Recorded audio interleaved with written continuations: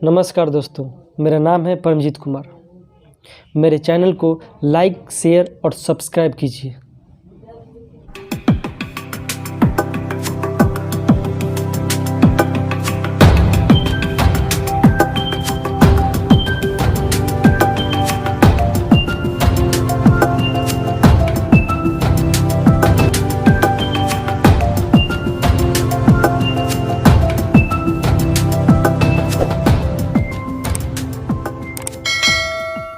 किसान नेता राकेश टिकैत की अपील के बाद गाजीपुर बॉर्डर पर रात भर लोगों का आना जारी रहा।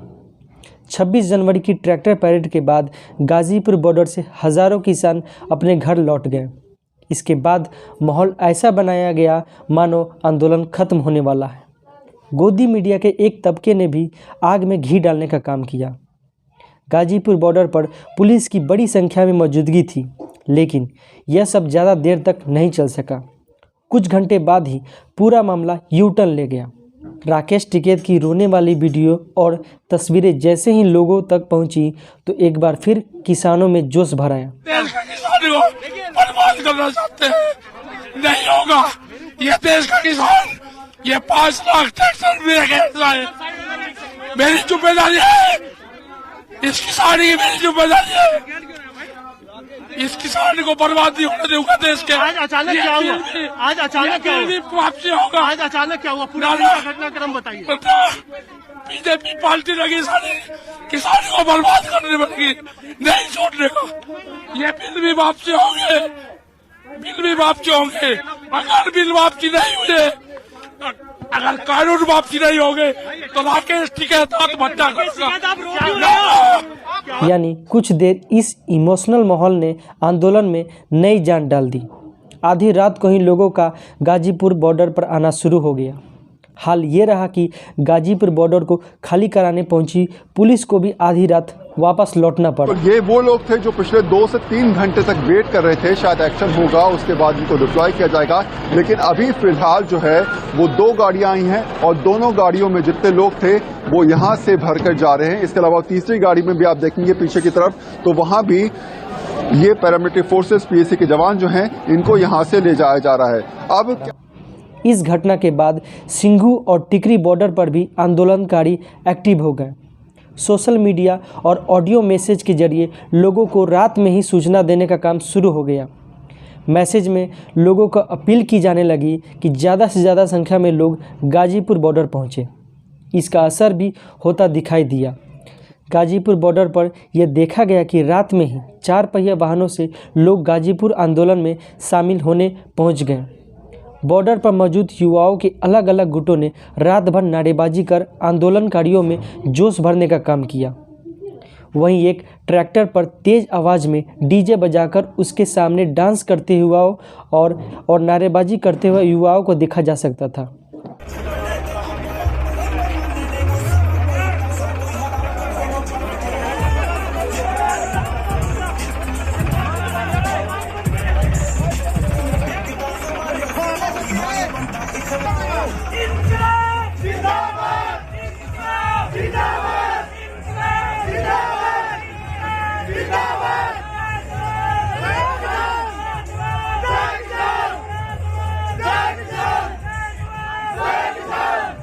ये सब यह संदेश देने की कोशिश कर रहे थे कि आंदोलन खत्म नहीं हुआ है, बल्कि ये तेज हुआ है।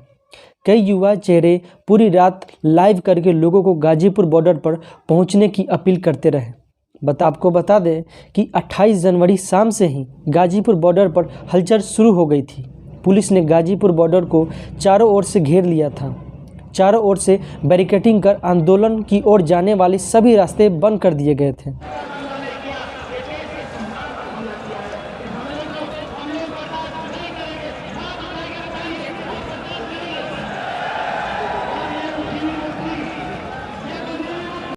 इस एकजुटता को देखकर और ख़ास तौर से इतनी बड़ी तादाद में जो हम सब 2 महीनों से देख रहे हैं, इतनी बड़ी तादाद में एकजुटता पहले नहीं थी। यह किसानों की आपसी एकजुटता है और अगर किसानों की आपसी एकजुटता के सच को आप समझना चाहते हैं तो 3 वक्त को आप हमेशा याद रखिए। पहला वक्त था जिस वक्त इस देश में आज़ादी मिली थी। और इस देश के कृषि मंत्री राजेंद्र प्रसाद हुआ करते थे। राजेंद्र प्रसाद ने नेहरू से कहा था कि इस देश में आप एग्रीकल्चर के साथ इकोनॉमी को जोड़िए। उन्हीं का वो दबाव था कि भारत में मिक्स्ड इकोनॉमी अपनाई गई। सिर्फ इंडस्ट्री पर ध्यान नहीं दिया गया बल्कि एग्रीकल्चर पर भी ध्यान दिया गया। और जब खुद राजेंद्र प्रसाद भारत के प्रथम राष्ट्रपति के तौर पर बने और संविधान की जब उन्होंने शपथ ली तो उन्होंने अपने काल में हमेशा एक दबाव बनाए रखा कि एक एग्रीकल्चर की एक स्पेस मिले, सिर्फ इंडस्ट्री के तौर पर भारत बिखरता हुआ ना चले जाए। दूसरी स्थिति, इस देश के भीतर में जब सीमा पर संकट आया था तो उस वक्त लाल बहादुर शास्त्री ने क्यों नारा दिया था, जय जवान जय किसान का। मैं आपसे कहूंगा कि 2 नारे आज लगें।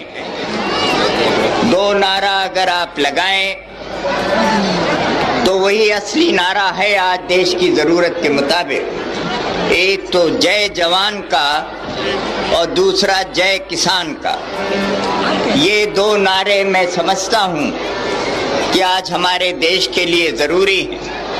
एक जय जवान और एक जय किसान, और फिर उसी से सारे देश का एक जय हिंद का नारा लगता है। तो मैं आपसे ये 3 नारे आपके सामने कहता हूं, आपसे आशा करूंगा कि आप उसे दोहराएंगे।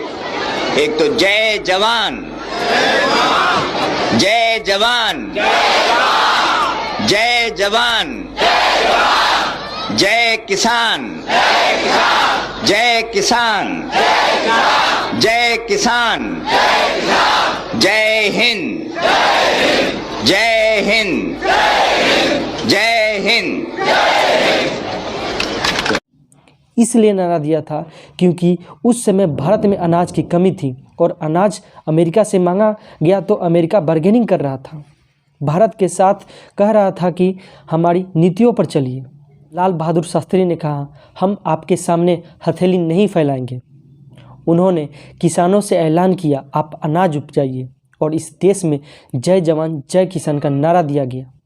और तीसरा जिक्र यह आंदोलन का जिक्र है। यह मौजूदा वक्त ही एक ऐसी आंदोलन की दिशा में भारत की पूरी राजनीतिक व्यवस्था को ले जाने की स्थिति में आ गया है, जहां पर इस देश की राजनीतिक व्यवस्था में बदलाव आ सकता है या उसकी आहट सुनाई देने लगी है।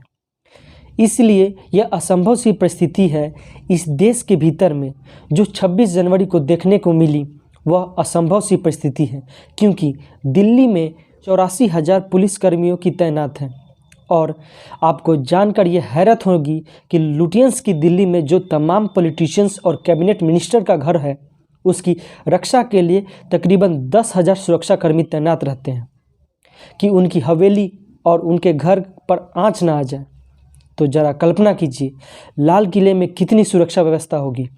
यह कोई बताने वाली बात नहीं है, यह एक बेसिक स्ट्रक्चर होता है किसी भी देश का।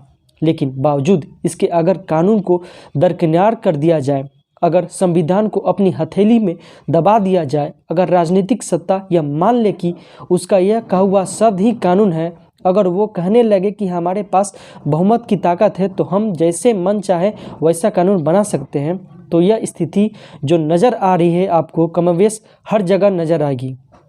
इनकार इसलिए नहीं किया जा सकता क्योंकि इस देश में अगर अलग अलग प्रांतों को भी बांटना शुरू कीजिएगा तो इस देश में जो अर्बन इलाका है वहाँ की जनसंख्या क्या सिर्फ 22% है जहाँ खेती कम होती है, उसमें एक दिल्ली भी आता है। लेकिन देश के तमाम प्रांतों में जब घूमिएगा तो इस देश के भीतर में लगभग 70% आबादी सीधे सीधे खेती इकोनॉमी से जुड़ी हुई है।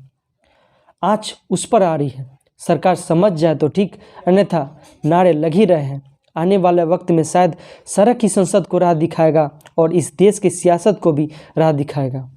और साथ ही अगर आपको किसान आंदोलन के इतिहास के बारे में जानना है तो मेरे वीडियो सेक्शन में जाकर आप उसको देख सकते हैं। धन्यवाद।